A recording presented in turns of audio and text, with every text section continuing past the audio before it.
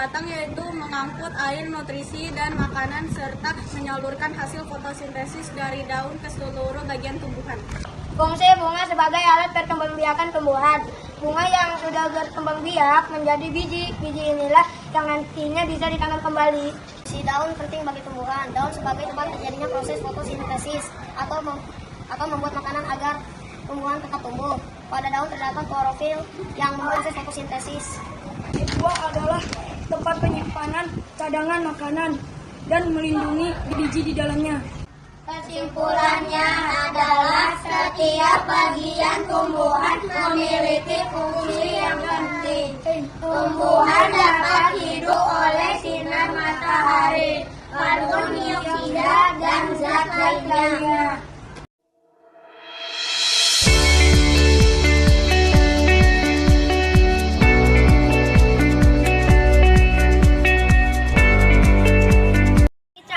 Energi cahaya dari matahari diserap oleh daun. Daun terdapat klorofil atau zat hijau daun. Disinilah proses fotosintesis dimulai. Karbon dioksida diserap oleh daun.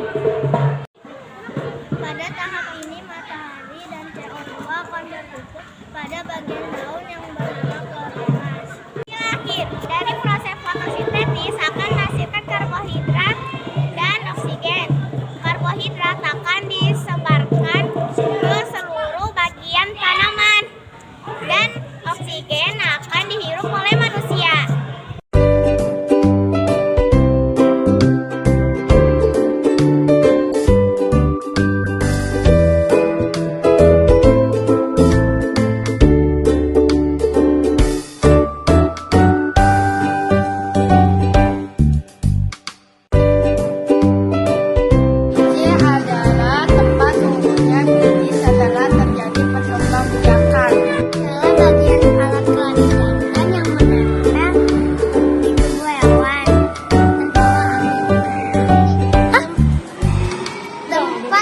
Menempelnya serbuk sari. Mahkota adalah bagian bunga yang berwarna indah, menarik serangga. Ini adalah bagian yang akan membawa bunga.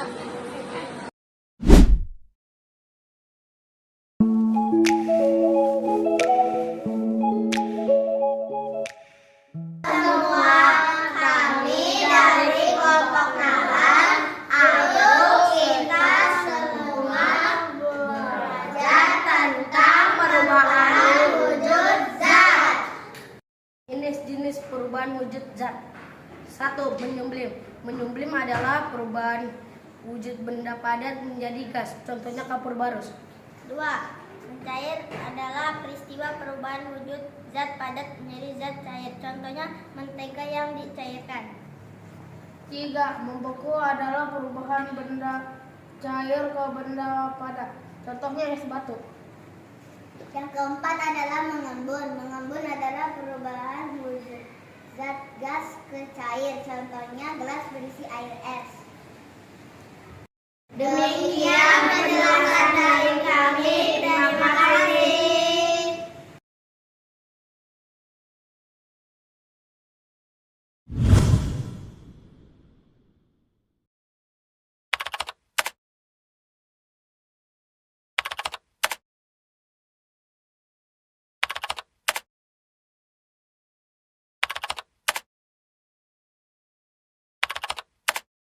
Padat memiliki bentuk dan volume yang tetap. Zat padat memiliki bentuk tetap yang tidak bisa diubah-ubah meskipun diletakkan di dalam wadah yang berbeda-beda. Contohnya batu yang dimasukkan ke dalam wadah, volumenya tetap dan bentuknya tetap sama. Zat cair memiliki sifat mengalir, bentuk yang tidak tetap atau menyesuaikan tempat yang ditempatinya. Zat cair memiliki volume tetap. Contohnya air yang dimasukkan ke dalam botol akan membentuk botol.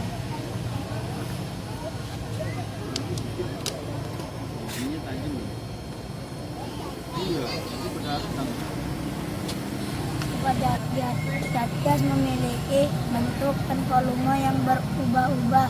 sesuai dengan tempatnya. Selain itu, gas juga dapat menekan ke segala arah serta mengalir. Contohnya, balon yang ditiup di dalam botol akan membentuk botolnya.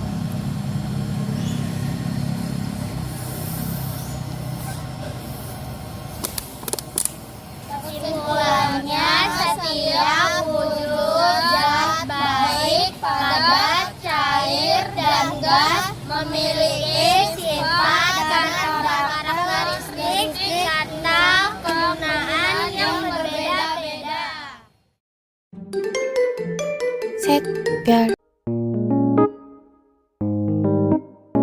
Gaya gesek terjadi jika ada dua buah benda yang saling bersentuhan atau bergesekan, yang dapat juga saat benda diberikan gaya dorong dan gaya tarik. Semakin lebar atau luas permukaan benda yang bergesekan, maka gaya gesek semakin besar. Contoh, saat meja didorong dibandingkan saat kursi yang lebih kecil atau lebih ringan saat didorong. Otot adalah gerakan yang sering dilakukan oleh otot-otot kita. Gaya otot sering dilakukan pada saat menarik, mendorong, dan mengangkat. Contoh dan gaya otot adalah mengangkat kursi. Gaya gravitasi adalah gaya yang menyebabkan semua benda di bumi jatuh ke bawah. Contohnya, saat kita melempar bola dari atas, pasti bola tersebut akan jatuh ke bawah. Gas adalah jika benda yang elastis, artinya benda ini dapat mempertahankan benda menjadi kembali ke bentuk semula. Biasanya benda lentur. Benda elastis akan menghasilkan gaya pegas. Contohnya, saat karet ditarik menarik, karet tersebut akan tanpa terputus. Setelah karet ditarik, maka akan terjadi gaya pegas. Karet itu akan kembali ke bentuk semula. Magnet adalah gaya yang memiliki kemampuan menarik benda berbahan khusus yang ditimbulkan akibat adanya magnet di dalamnya. Contohnya, bola besi yang ditempelkan ke magnet akan bergerak dan menempel. Adalah gaya yang dialami oleh objek bermuatan yang berada dalam medan listrik. Contohnya, senter. Senter semula mati menjadi menyala karena adanya listrik. Jadi kesimpulannya, gaya adalah interaksi pada benda di sekitar kita dalam bentuk tarikan, dorongan, dan gesekan yang dapat menggerakkan atau memindahkan benda di